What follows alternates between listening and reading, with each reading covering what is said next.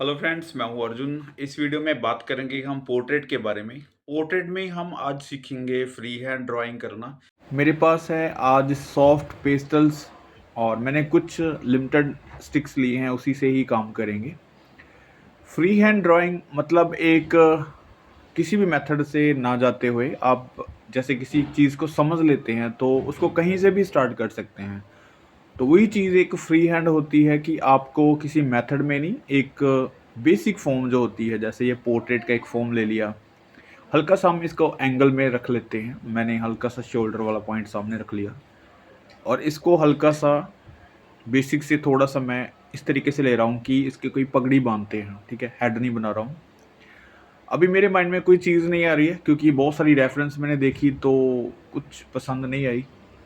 फिर मैंने सोचा कि अपने तरीके से कोई कैरेक्टर बनाते हैं, क्योंकि जब आपको किसी पोर्ट्रेट की समझ आ जाती है, आप light and shade, tones, drawing, ये सारी चीज़ें सीख लेते हैं, थोड़ा करने के लिए अवेलेबल हो जाते हैं कि आपको वर्क करना आ गया थोड़ा। जैसे मेरी स्टेज है तो मैं कोई भी पोर्ट्रेट इमेजिनेशन से बना सकता हूँ, उसमें लाइट एंड शेड, टोन्स, ये सारी चीज़ें फिल कर सकते हैं। ऐसा ही एक्सपीरियंस आप भी धीरे-धीरे कलेक्ट कर रहे हो, मतलब उसकी स्टडी कर रहे हो। तो एक साइड से जैसे लाइट है, एक साइड से हम डार्क हैं, तो किसी भी साइड आप किसी भी पोर्ट्रेट को स्टार्ट कर सकते हैं, उसको फिनिश कर सकते हैं। मैं आज आपको ब्लैक एंड व्हाइट से नहीं, आपको कलरफुल से बना के दिखा रहा हूँ। लेकिन मैं आपको फिर भी बोलूँगा कि कलर सीखने के लिए आपको ब्लैक एंड व्हाइट यानी कि शेडिंग वाली टोन्स, या फिर कोई चारकोल से काम करना, या फिर पेंसिल से शेड्स देनी, वो काफ़ी इंपॉर्टेंट होती है। क्योंकि जब तक आपको किसी कलर वैल्यू का नहीं पता चलता, आप कलर्स में नहीं जा पाते। क्योंकि आपको नहीं पता कि कलर्स कौन-सा डार्क वैल्यू में जाएगा, या फिर किसी कलर्स को चेंज कैसे करना है, कलर्स ब्राइट कौन से हैं, म्यूट कैसे करते हैं। तो ये स्टडी एक अलग में चली जाती है। लेकिन अगर आपको ब्लैक एंड व्हाइट में किसी चारकोल से काम करना आता है, तो उसके बाद आप कलरफुल चीज़ें आसानी से बना सकते हैं। ये मेरा खुद का एक्सपीरियंस है। अभी मैं आपको बता रहा हूँ जैसे किसी भी पोर्ट्रेट को बनाना, राइट? अब जैसे कोई रेफरेंस नहीं है, अपने अकॉर्डिंग हम चीज़ों को हैंडल करने की कोशिश कर रहे हैं। तो अकॉर्डिंग टू शेड्स, मैं एक साइड देखो बिल्कुल वाइट, एक ब्राउन स्टिक से मैं काम कर रहा हूँ, ठीक है? एक साइड हमने वैल्यू देनी है। जैसे कोई भी पोर्ट्रेट देखते हैं, एक शेड देनी है उसको, एक वैल्यू में ही देनी है। उसको बिल्कुल वाइट और हल्का सा डार्क 2 पॉइंट में डिवाइड करके काम करना है। तब आपको पता चल जाता है कि एक शेप, जैसे बॉक्स किस तरीके से बन रहे हैं। फोरहेड वाला हो गया, नोज़ पॉइंट हो गया, लिप्स हो गया, ये सारी चीज़ें आपको अलग-अलग दिखाई देने लग जाती हैं। उसके बाद देखो मैंने हल्की सी लाइट शेड उठाई है, ठीक है? तो जो एज बन रही है लाइट एंड डार्क की, उसको मैं मिक्स कर रहा हूँ, ठीक है? वहाँ पे एक टोन ऐड कर रहे हैं। अगर ब्लैक एंड व्हाइट होता तो मैं शायद मिडल टोन इसको बोलता। और ये मिडल टोन लगा सकते हैं क्योंकि एक साइड बिल्कुल वाइट है, ये मिडल टोन है, और एक हमने डार्क लगा लिया, यानी कि अभी 3 शेड बन चुके हैं। अभी स्किन टोन को वेरिएशन देने के लिए, थोड़ी कलर स्कीम देने के लिए, अच्छा दिखाने के लिए, थोड़ा-सा मैं पैरेट कलर, हल्का सा ग्रीन कलर है, लाइट ग्रीन बोल सकते हैं, उसको मैं थोड़ा-सा लगा रहा हूँ। क्योंकि स्किन में बिल्कुल ऑरेंज स्किन तो नहीं होती हमारी ब्राइट, ठीक है? थोड़ी डल होती है। तो थोड़ा-सा ग्रीनिश ऊपर मिक्स कर देता हूँ। जैसे हम किसी ऑयल पेंटिंग में या फिर एक्रेलिक पेंटिंग में, वाटर कलर में हम कलर्स को मिक्स कर लेते हैं। यहाँ पे हम लेयर बाय लेयर काम करते हैं। यानी कि मटेरियल है, मटेरियल को किस तरीके से यूज़ करना है वो भी मैं आपको बता रहा हूँ। अगर मेरे पास ऑयल पेंट या एक्रेलिक कलर या फिर कुछ और चीज़ें होती तो मैं इसको मिक्स कर लेता और एक टोन मेरे पास बन जाती। अब मैं लेयर बाय लेयर काम करूँगा। एक कलर्स के ऊपर दूसरा कलर लगाऊँगा, लेकिन नीचे वाला जो कलर है वो बहुत थिक नहीं लगाऊँगा, हल्के-हल्के कलर चलाने हैं। जैसे-जैसे ऊपर लेयर्स आती जाती है, तो आप ज़्यादा घिसाने की कोशिश करते हैं, ज़्यादा उसको थिक करने की कोशिश करते हैं, ठीक है? ताकि नीचे वाला कलर्स भी उसमें मिक्स हो थोड़ा-सा, ऊपर वाली लेयर्स भी आपको दिखती रहे, राइट? जैसे ये मैं हल्का-सा ऑरेंज कलर इसके ऊपर लगा रहा हूँ, तो अभी देखो ब्राइट नहीं लग रहा है, थोड़ा-सा ग्रीनिश भी लग रहा है और डार्क वाली साइड ब्राउनिश लग रहा है, ठीक है? अभी एक फेस का जो इम्प्रेशन है वो हमें थोड़ा सा दिखाई देने लग गया। तो यहाँ तक आपको इस तरीके से ही काम करना है। आईज़, नोज़, लिप्स, इसकी जो डेप्थ है अभी हमने कुछ भी नहीं किया, लेकिन मैं आपको बताता हूँ किस तरीके से उसको उभारना है। मैं इसलिए आपको ये चीज़ें बोलता हूँ क्योंकि जो बेसिक चीज़ें हैं उसको जानना काफ़ी ज़रूरी होता है। हम डिटेलिंग वाली चीज़ों से बहुत प्रभावित हो जाते हैं कि उसको देखना है, वैसा सीखना है, हाइपरलिज़्म काम करना है। मतलब ऐसी जो स्टेजेस होती हैं, वो ये क्लियर करती हैं पहले, फिर बाद में हम डिटेलिंग में जाते हैं, जैसे मैं हर वीडियो में आपको बोलता हूँ। तो ये यहाँ पे उसकी एग्ज़ाम्पल है, आप देखते जाएँगे कैसे-कैसे हम डिटेलिंग पे जाते हैं। फेस को बिल्कुल हमने ड्राइंग से शुरू किया था, फिर थोड़े से शेड दिए जैसे मैं कर रहा हूँ। अभी देखो डेप्थ देने के लिए आईज़, नोज़, लिप्स ये मैं क्लियर नहीं कर रहा हूँ, लेकिन वहाँ पे हम ब्राउन कलर्स लेके, हल्का-सा ब्राउन कलर लेके उसके ऊपर लगा रहे हैं। जहाँ पे हमें डेप्थ चाहिए, जहाँ पे हम शैडो लगानी है, जैसे नोज़ की शैडो होगी थोड़ी-सी, फिर चिन के ऊपर होगी थोड़ी-सी और यहाँ पे नेक पे देखो, अब एक साइड डार्क बनेगा पॉइंट तो यहाँ पे इसको शेड कर सकते हैं। अब देखो हमारे पास 3 ही पॉइंट अभी तक बन रहे हैं। आपने मिडल टोन देखा जो सेंटर में आ रहा है, एक साइड में ब्राउन लगा रहा हूँ, थोड़ा-सा डार्क टोन दे रहा हूँ, एक साइड हमने लाइट छोड़ा था और बिल्कुल जहाँ पे हाइलाइट है वो एक एक्स्ट्रा टोन्स में रखा हुआ है। वहाँ पे हमने अभी तक कुछ भी नहीं किया है, बिल्कुल व्हाइट दिया हुआ है, ठीक है? फेस पे बिल्कुल हाइलाइट व्हाइट की तो नहीं होती क्योंकि अगर स्किन कलर है तो उसमें थोड़ा-सा डल इम्प्रेशन देना पड़ता है, क्योंकि इतनी ज़्यादा कोई स्टील या फिर कोई मेटल की चीज़ नहीं है जो इतनी शाइन करेगी। तो जितनी मतलब वैल्यू है उसके अकॉर्डिंग हम काम करेंगे। लेकिन धीरे-धीरे डिटेलिंग देखो अभी फेस का इम्प्रेशन हमें थोड़ा-सा मिला है तो आईब्रो की हल्की-सी इम्प्रेशन दी है हमने। आईज़ अभी तक भी नहीं बनाई लेकिन आईज़ का आपको जगह पता चल रही है कि कहाँ पे आईज़ बन रही है। अगर हम किसी पोर्ट्रेट को या फिर किसी मैन, वुमन जो भी है उसको अगर दूर से देखते हैं तो फेस का इम्प्रेशन कुछ ऐसा आता है। हम बहुत दूर से किसी की आईज़, नोज़, लिप्स ये चीज़ें नहीं देख सकते क्लियरली। हालाँकि वहाँ पे हमें सिर्फ़ ये पता चलता है कि कोई आ रहा है, उस पे शेड भी पड़ रही है, लाइट एंड शेड भी पकड़ सकते हैं और करैक्टर भी पता चल जाता है, अगर हमारी जान-पहचान वाला हो तो करैक्टर का पता चल जाता है कि कौन आ रहा है। लेकिन अगर हम सिर्फ़ फेस की, पोर्ट्रेट की बात करें तो ये इंप्रेशन दूर वाले ब्लर इफ़ेक्ट्स हैं जो कि क्लियर नहीं दिख रहे हैं, ठीक है? तो फेस ऐसा ही दिखेगा। अगर हम बात करते हैं इसकी अगली स्टेज की तो और ज़्यादा टोन्स फ़िल करनी है तो ब्रंट अम्बर कलर ले लिया, ठीक है? उसको या फिर कोई ऐसा कलर ले लिया जो इसको डल करता है, ग्रीनिश ले लिया या ब्लू पॉइंट दे दिया। मतलब डल का मतलब है कि आप उसको डार्क इंप्रेशन दे रहे हैं, वेरिएशन दे रहे हैं कलर्स को, तो कोई भी टोन्स दे सकते हैं, ठीक है? तो जो पॉइंट्स हमें थोड़ा-थोड़ा हर चीज़ में क्लियर करना है, जैसे आईज़ हो गया, नोज़ भी हो गया, यहाँ पे लिप्स में देखो कलर्स का थोड़ा-सा इंप्रेशन दे रहा हूँ मैं। रेड कलर का इंप्रेशन दिया हल्का-सा, ये स्कारलेट कलर है या इंडियन कलर है, ऐसा थोड़ा-सा रेडिश है और ब्राउन से हल्का-सा इसको डेप्थ दे देते हैं। एक पोर्ट्रेट को बनाने के लिए सबसे पहले उसको समझना ज़रूरी होता है, जैसे हम कोई रेफ़रेंस इसलिए नहीं ली मैंने आज, क्योंकि आप रेफ़रेंस में चले जाते हैं। आप फिर मैच करना शुरू करते हैं कि कौन-सी चीज़ कहाँ पे बन रही है, कैसे बनानी है, क्लियर कैसे करना है। अगर चीज़ों को सही तरीके से सीखना है, तो मुझे लगता है पहले पोर्ट्रेट को सीखना चाहिए। उसमें जो चीज़ें इम्पोर्टेंट होती हैं, उसके ऊपर जाना चाहिए। फिर बाद में हमें किसी करैक्टर को पकड़ना चाहिए कि कौन-सा करैक्टर किस तरीके से बनाना है, क्या उसमें चेंजेस आ रहे हैं। अभी तक हमें अगर आईज़, नोज़, लिप्स के एंगल्स नहीं आ रहे, पोर्ट्रेट का कोई एंगल नहीं आ रहा, तो बहुत मुश्किल होती है किसी पोर्ट्रेट को कैप्चर करना कि किसी का इंप्रेशन क्या है, फेस एक्सप्रेशन कैसे हैं, ठीक है? वो चीज़ें तो बहुत एडवांस में चली जाती हैं। तो सबसे पहले यही चीज़ इम्पोर्टेंट होती है। अब देखो जैसे मुझे लगा कि इसमें मूंछें लगानी है, तो यहाँ पे मुझे पता है स्पेस ये है मूंछों वाली। अगर मैं यहाँ पे ब्लैक कलर की यूज़ कर लेता, तो बहुत ही हार्ड कलर होता। आपको कलर्स में सॉफ्टनेस लाने के लिए कलर्स की मैचिंग देखनी है कि कौन सा कलर यहाँ पे मैच कर रहा है। बहुत ज़्यादा लाइट तो नहीं हो रहा, बहुत ज़्यादा डार्क तो नहीं हो रहा, यानी कि आपके पास जो टोन्स हैं उसको आप टोन्स बीच वाली छोड़ के एक्स्ट्रा टोन पे चले जाते हैं, एक्स्ट्रा डार्क लगाते हैं, तो दूर से वही चीज़ दिखती है जो आपने गलत लगाई है। आप अगर इसमें पूरे पोर्ट्रेट को देखते हैं तो अभी सिर्फ मूंछों के ऊपर आपकी जो इसकी स्ट्रेचेस हैं वहाँ पे आपकी नज़र नहीं जाएगी, क्योंकि यहाँ पे देखो बहुत ही सॉफ्ट सा कलर लगाया है मैंने, ब्लूइश शेड दिया है। तो एकदम से किसी की हाईलाइट हो रही है फेस पे कोई चीज़, तो समझो वो बैलेंस नहीं कर रही है, ठीक है। जैसे मैंने पगड़ी बहुत रेडिश बांध दी, या फिर कुछ ऐसे कपड़े किसी ने पहने हुए हैं तो हमारे कपड़ों के ऊपर नज़र ज़्यादा जाती है, फेस पे नहीं जाती। या फिर उसने शूज़ बहुत ब्राइट कलर के पहने हैं किसी ने, तो उसके बाकी कपड़े बहुत डल हैं और शूज़ ही दिखाई दे रहे हैं किसी के चलते फिरते। तो वो चीज़ें पकड़नी है हमें कि कलर्स को किस तरीके से बैलेंस करना है। एक पोर्ट्रेट में कौन सी चीज़ हाईलाइट हो सकती है, मिडल टोन में हो सकती है, डार्क में हो सकती है, कितनी डार्क में हो सकती है, वो चीज़ें ज़रूरी है।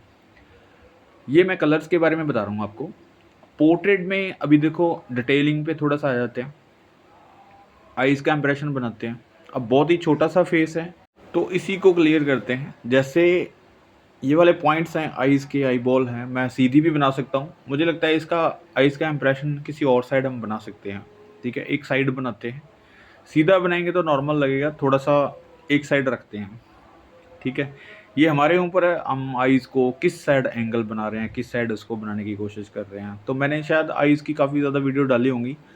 अगर आइज़ की डिटेलिंग वाली देखनी है वीडियो तो आपको वो भी मिल जाएंगी, क्योंकि ये आइस अभी मैं बना के नहीं दिखा रहा हूँ, यहाँ पे सिर्फ मैं पोर्ट्रेट के बारे में ही बताऊँगा। अभी जैसे बहुत छोटा सा साइज़ है तो इसकी डिटेलिंग जितनी पॉसिबल हो सकती है हम करने की कोशिश करते हैं जल्दी जल्दी में, क्योंकि बहुत ज़्यादा 1-2 घंटे लगाएंगे तो पोर्ट्रेट बहुत ही लंबी वीडियो हो जाएगी। कोशिश कर रहा हूँ मैं 20 मिनट 15 मिनट में ये ख़त्म करते हैं।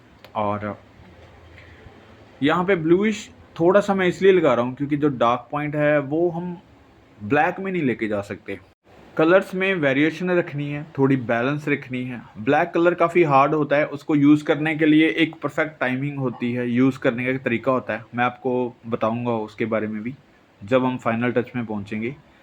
लेकिन फ़िलहाल जब आप डार्क कर रहे हैं, टोन्स को मैच कर रहे हैं, तो आपको कलर्स में ही रहना चाहिए। जो कलर्स आ रहे हैं टोन्स में, जैसे हमने ये ऑरेंज से स्टार्ट किया, ठीक है। अभी तक हमने येलो भी नहीं इसमें लगाया, ठीक है। तो कलर्स को मैचिंग करना देखो। अभी यहाँ पे रेड है तो बहुत रेड रेड एक टाइम पे नहीं लगा सकते, ठीक है। अब मैं आपको बताता हूँ, अगर रेड कलर्स में पगड़ी बना रहे हैं तो मैं ये ब्लू कलर क्यों यूज़ कर रहा हूँ, इसके बारे में मैं आपको बताता हूँ। जैसे कोई भी चीज़ है, अगर हमें उसको थोड़ा सा वेरिएशन में रखना है, कुछ पॉइंट्स उसके लाइट भी देने हैं, डार्क भी रखने हैं, कलर्स को एक मैच्योर इफेक्ट देना है, तो बाकी के कलर्स उसके साथ ऐड करने चाहिए, ठीक है। अभी जैसे ये आइवरी पेपर है जो मैं यूज़ कर रहा हूँ, कोई सॉफ्ट पेस्टल या कोई स्पेशल पेज नहीं है। मेरे पास आइवरी पेपर थे, उठाया और काम स्टार्ट कर दिया। और यहाँ पे देखो जैसे कलर्स इसके ऊपर चल रहे हैं ड्राई पेस्टल से, बड़ा मज़ा आ रहा है। लेकिन मैं आपको बताऊंगा, अगर यहाँ पे सॉफ्ट पेस्टल करने वाली कोई शीट होती तो वहाँ पे टेक्सचर होता है। जो टेक्सचर वाली शीट होती है वहाँ पे हम वर्क करते हैं तो बहुत ही ज़्यादा छोटा स्केच नहीं बना सकते, थोड़ा सा साइज़ बड़ा रखना पड़ता है, क्योंकि अगर डॉट्स आ रहे हैं तो प्लेन प्लेन चीज़ें नहीं बनती, ठीक है। यहाँ पे आइवरी पेपर है, प्लेन में काम कर रहे हैं तो ये टेक्सचर नहीं बन रहा है, एक शीट का इफेक्ट आ रहा है।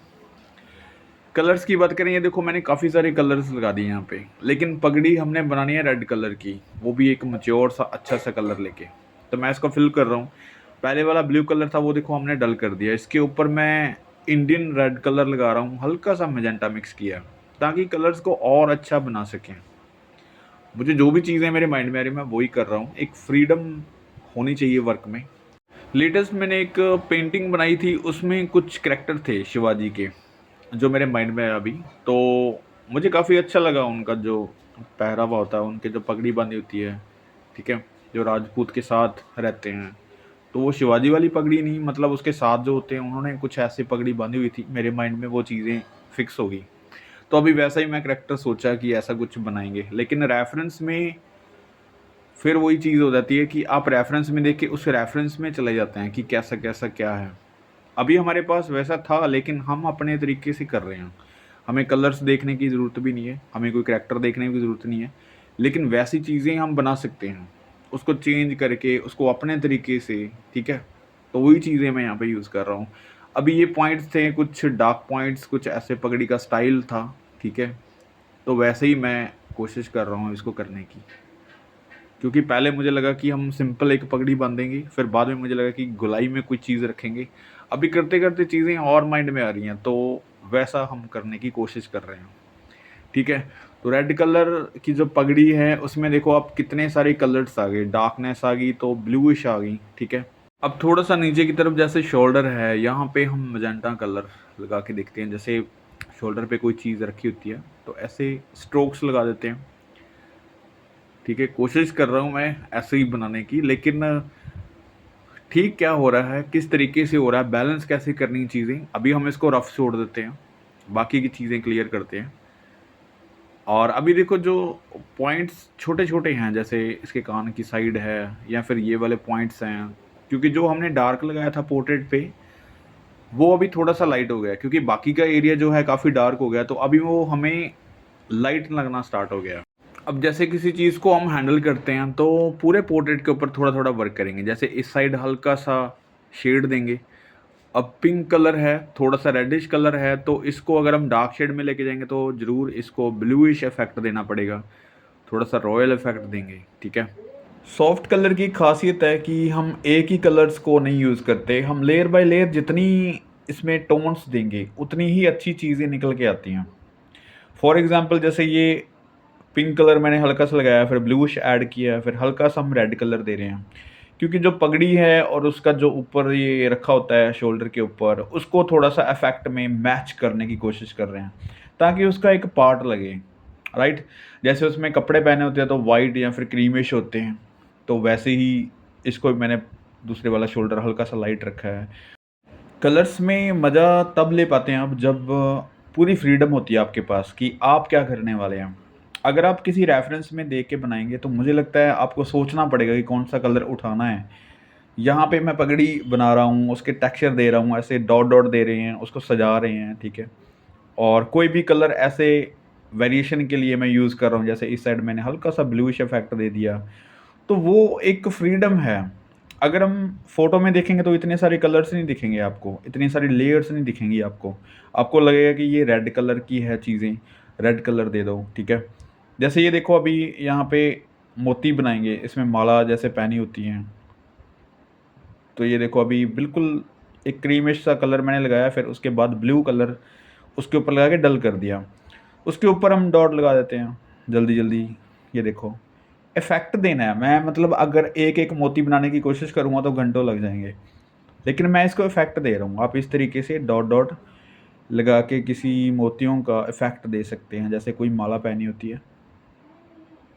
तो ये आप एक-एक मोती भी बना सकते हैं अगर आपके पास टाइम है। तो किसी चीज़ को दूर से देखना, एक अफेक्टिबल चीज़ बनाना, एक टेक्सचर में बनाना, एक स्ट्रोक में बनाना, वो एक फ्रीडम होती है। लेकिन जब आप बहुत ही कंजस्टेड हो जाते हैं, एक-एक मोती को बनाएँगे, फिर लाइट एंड शेड, टोन्स ढूँढेंगे उसमें कि एक मोती के अंदर कितनी शेड्स होती हैं, हाइलाइट्स होती हैं।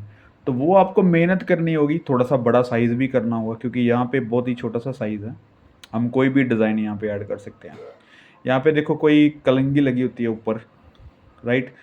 तो ऐसे हल्के से डॉट से हम लगा सकते हैं। हाइलाइट देने के लिए देखो बिल्कुल वाइट नहीं है, क्रीमिश सा है एक कलर, उसको मैं यूज़ कर रहा हूँ शाइन के लिए। तो यहाँ पे देखो अभी थोड़ा-सा डार्क ब्राउन, बिल्कुल डार्क ब्राउन ब्लैकिश कलर है, उसको मैं यूज़ कर रहा हूँ इसकी डिटेलिंग के लिए, ठीक है? और इसके बाद हम थोड़ा-सा ब्लैक कलर को भी यूज़ करेंगे, ये वाला, बिल्कुल इफ़ेक्ट देने के लिए कि डार्क कहाँ पे है। पहले लेयर बाय लेयर काम करना है, जैसे मैंने पहले ऑरेंज से स्टार्ट किया, ऑरेंज के बाद हमने ब्राउनिश यूज़ किया, फिर उसके बाद हम बर्न्ट अम्बर पे आ गए। बर्न्ट अम्बर के बाद हमने ब्लूइश की हल्की सी शेड दी, फिर उसके बाद हम इसको हल्का सा ब्लैकिश से टच दे रहे हैं। मतलब पूरी चीज़ें ब्लैक नहीं कर रहे हैं। ये चीज़ आपको समझनी होगी कि हम स्टेप बाय स्टेप चीज़ों को करने की कोशिश कर रहे हैं। जैसे हम टोन्स बनाते हैं, ब्लैक एंड वाइट में डार्क से लेके लाइट तक या लाइट से लेके डार्क तक चीज़ें होती हैं, तो वैसे ही इस चीज़ को भी हमने वैसे ही अप्लाई करना है। बस जो ब्लैक एंड वाइट चीज़ है उसको हम कलरफुल आइज़ से देख रहे हैं। अगर मैं इसको ब्लैक एंड वाइट से देखने की कोशिश करूँगा, ब्लैक एंड वाइट नज़रों से देखूँगा, तो वैल्यू के अकॉर्डिंग इसको आप देख पाएँगे कि बिल्कुल एक ब्लैक एंड वाइट जैसे चारकोल से किया होता वर्क है, उसकी टोन्स पकड़ सकते हैं आप कि कहाँ पे डार्क कर सकते हैं, कहाँ पे लाइट कर सकते हैं। और उसी चीज़ को अगर हम कलरफुल में करते हैं तो आपको देखना होगा कि कौन-सा कलर कितनी डार्क वैल्यू दे रहा है, कितनी लाइट वैल्यू दे रहा है। इसको समझना काफ़ी इम्पोर्टेंट होता है जब हम कलर्स में जाते हैं। इसलिए मैं आपको बोलता हूँ कि सबसे पहले आपको ब्लैक एंड वाइट चीज़ें बनाएं, चारकोल से बनाएं, उसके बाद बहुत ही आसान लगेगा आपको कलरफुल चीज़ें करना। तो अभी देखो छोटी छोटी डिटेल्स हैं, जैसे आईज़ की डायरेक्शन हमने चेंज कर दी, थोड़ी सी हाइलाइट्स दे दी, ठीक है, फाइनल टच हम कर रहे हैं। तो ये चीज़ें काफ़ी ज़्यादा इंपॉर्टेंट होती हैं जब आप काम करते हैं। जैसे देखो अभी मिडल टोन तक वर्क किया था हमने, अब हम हाइलाइट्स पे आ गए हैं, तो हल्की हल्की हाइलाइट्स मैंने दी है, डिटेलिंग की है, तो उससे जो पोर्ट्रेट है काफ़ी क्लियर हो रहा है, काफ़ी अच्छा इफेक्ट आना स्टार्ट हो गया है। तो आपको ये अगर मैंने 20-25 मिनट में बनाया तो आप 1 घंटा लगाएंगे, बड़े आराम से करेंगे, इससे भी ज़्यादा अच्छा रिजल्ट बन के आएगा, आप कर सकते हैं। तो कोई बड़ी चीज़ नहीं है, लेकिन आपको समझना होगा पहले चीज़ों को, रेफ़रेंस से भी काम करना होगा, लेकिन रेफ़रेंस को अहमियत उतनी देनी है जितनी हम यहाँ पे दे रहे हैं, कि किसी करैक्टर पे नहीं, किसी एक कलरफुल चीज़ों के ऊपर जाना है कि कलर्स कैसे फिल करने हैं किसी पोर्ट्रेट में। उसके बाद कोई भी करैक्टर आप डिसाइड कर सकते हैं बनाने के लिए। और मैं आपको ये बार-बार बोलता हूँ कि पहले बेसिक फ़ॉर्म लेनी है, फिर बाद में धीरे-धीरे उसकी डिटेलिंग में आना है। यही एक प्रोसेस होता है हर एक चीज़ का, पोर्ट्रेट का, फिगर ड्राइंग का, या फिर कोई लैंडस्केप का या पेंटिंग का, किसी का भी। तो ये मेन चीज़ें हैं। अभी जैसे बैकग्राउंड में कोई भी एक कलर्स लगा रहे हैं हम डल सा, ताकि वो वाइट जो लग रहा है पीछे से वो थोड़ा-सा डल हो जाएगा, ठीक है? तो ये थोड़ा-सा डिफरेंट कलर है, इसके ऊपर थोड़ा-सा एक और लेयर लगाएँगे तो बड़ा अच्छा इफ़ेक्ट आ जाएगा। तो ये काफ़ी टाइम बाद मैंने ये सॉफ्ट पेस्टल किया है, और मैं सारे मटेरियल से काम करने की कोशिश करूँगा धीरे-धीरे, क्योंकि अभी हमने ब्लैक एंड वाइट और बेसिक फ़ॉर्म्स ही बहुत लंबी करी हुई है कि अब हम बेसिक्स चल रहे हैं, ठीक है? फिर धीरे-धीरे हम चीज़ों के ऊपर आते हैं, जैसे अभी हमने कलरफुल को ट्राई किया है, ठीक है? आने वाले टाइम में थोड़ा-सा ऑयल कलर में हम सीखेंगे, फिर 2-4 स्केचेस के बनाने के बाद, क्योंकि ब्लैक एंड वाइट एक बड़ा एक मुद्दा है हमारे लिए, ताकि उसमें जो बेसिक फॉर्म है वो क्लियर हो जाती हैं, फिर धीरे-धीरे हम कलर्स में आते हैं, फिर मटेरियल में आ जाते हैं। तो कोई भी मटेरियल हो हम यूज़ कर सकते हैं। सबसे पहली चीज़ें जो आपने सीख ली है, बाद में हम soft pastel, oil pastels, oil colours, acrylic colours, ये चीज़ें तो अभी तक मैंने यहाँ पे अपलोड भी नहीं की, किया भी नहीं है, क्योंकि काफ़ी बड़ा हो जाता है सिलेबस, टाइम लगता है, और कोशिश कर रहा हूँ मैं स्टेप बाय स्टेप चीज़ों करने की, क्योंकि जो बेसिक्स हैं पहले वो क्लियर हो जाएँ, उसके बाद आपको ये चीज़ें एडवांस में बहुत अच्छे से समझ आ जाती हैं। तो अभी कोशिश करो, अगर आपके पास सॉफ्ट पेंसिल हैं तो इस तरीके से काम करो, ज़्यादा उसको घिसाना नहीं है, लेयर बाय लेयर स्ट्रोक में काम करना है। जैसे हमने बहुत ज़्यादा इसमें फिनिशिंग नहीं की है, टेक्सचर्ड काम किया है, ठीक है? तो ये आना चाहिए, एक आर्टिस्ट के वर्क में टेक्सचर बहुत मायने रखता है। और यहाँ पे देखो मैंने कुंडल भी डाल दिया इसके कानों में। तो कलर्स के जो इफ़ेक्ट हैं काफ़ी अच्छे लग रहे हैं अभी, और इसमें और ज़्यादा वर्क कर सकते हैं, लेकिन बहुत ज़्यादा बारीकियों में नहीं जाते। तो इसको यहाँ पे फिनिश करते हैं। उम्मीद करता हूँ इस वीडियो से काफ़ी चीज़ें क्लियर हुई होंगी आपको पोर्ट्रेट के बारे में। Thank you so much for watching this video.